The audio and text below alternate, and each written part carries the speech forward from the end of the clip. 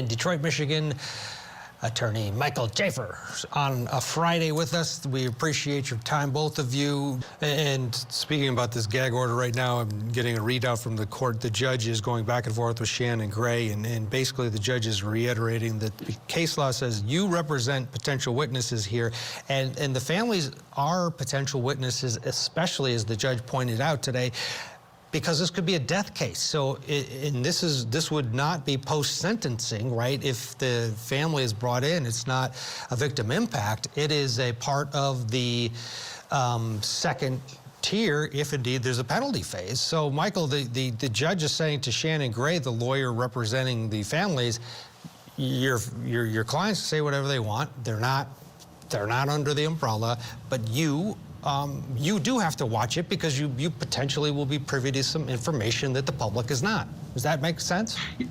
Makes total sense. Just imagine, here's an easy situation where everybody would agree.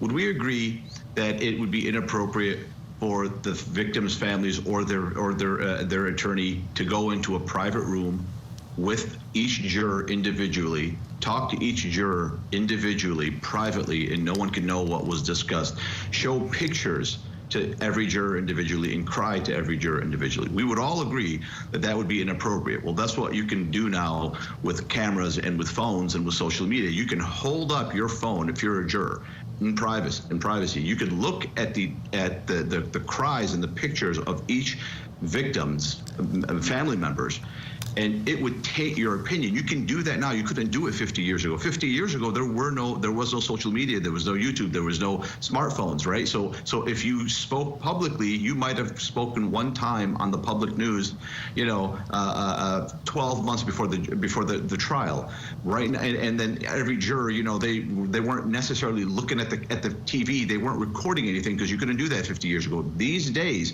you as a juror can hold up your phone and have a private, basically a coaching session by every single person who wants to taint your opinion of the person you're about to convict to life in prison or death in a few more months. And I mean, so that's why the gag order is important now, more so than it ever was before, because of the intimate nature of the communication that we have.